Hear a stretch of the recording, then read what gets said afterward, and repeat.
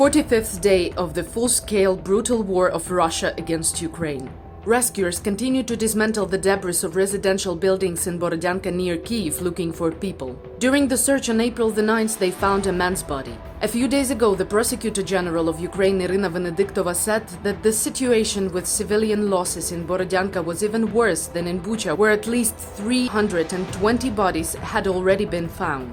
In the bombed-out houses in Borodyanka, the occupiers left their messages to Ukrainians. For example, on the walls of the destroyed school, the invaders painted "Death to the Banderas" and "Azov sucks." This is the moral level of Russians. At the same time, locals say that the occupiers were genuinely surprised and angry with the Ukrainians because of the attributes of ordinary peaceful life. У них отакі фрази були. Ты посмотри, у них все дома кирпичные, в каждом доме есть ноутбук и жрут нутеллу. Ну, для нас це було шоком, для нас це звичайні речі. More than 80 people who were injured in the explosion of Kramatorsk railway station are currently being treated in the city of Dnipro. 20% of patients have very severe conditions. Among them, there are children with amputated limbs. The Russians used cluster munition in Kramatorsk. This kind of weapon is banned worldwide. At the time of the attack, there were about 1,000 people at the station. The enemy shell killed 52 people. 109 people were injured.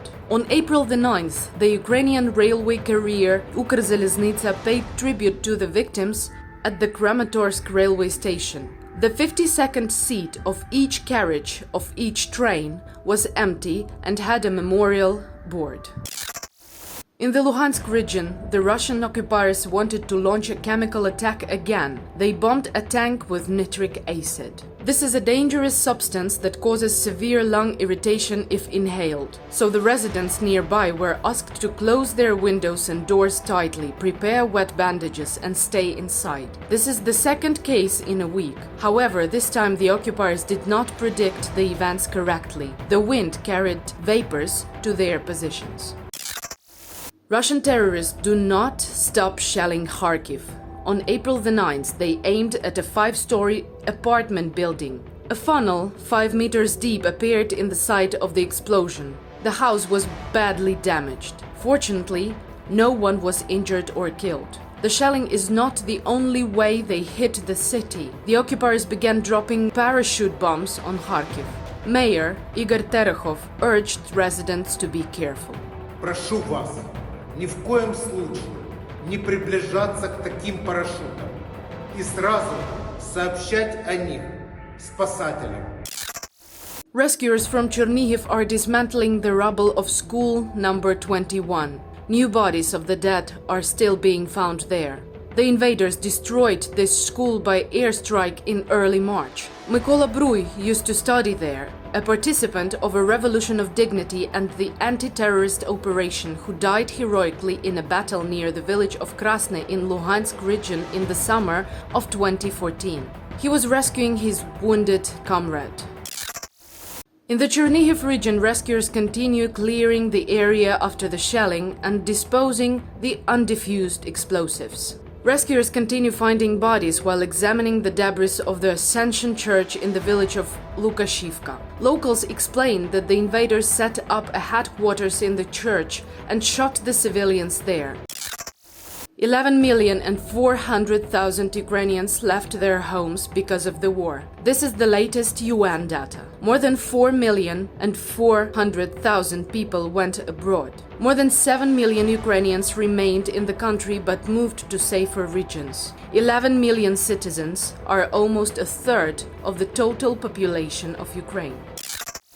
In Mariupol, the occupiers are again committing war crimes. Some of their actions make the blood run cold. In the underground passage of one of the districts, the occupiers set up a collection point for the bodies of Mariupol residents killed by the Russian military. Mariupol City Council published the photo. Hundreds of killed civilians are taken to such points around the city every day by special sweep groups. The largest of them is located in a warehouse on the way to the village of Old Crimea, but it is almost impossible to take a picture of it. The invaders guard it as a military facility. From there, the occupiers take the bodies for destruction in mobile crematoria or bury them in mass graves. Russists are doing everything not to reveal the tragedy in Mariupol.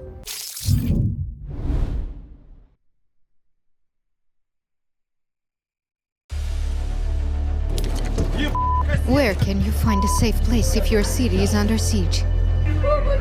Is it an usual residential building? No.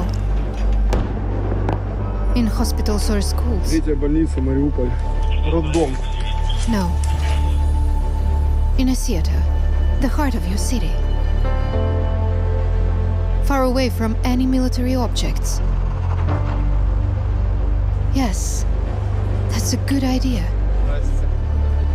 Is there any other way we could warn Russian pilots about kids hiding in the theater? Yes, capital letters, in Russian. That way we will definitely be safe. But only if murdering our children isn't their goal.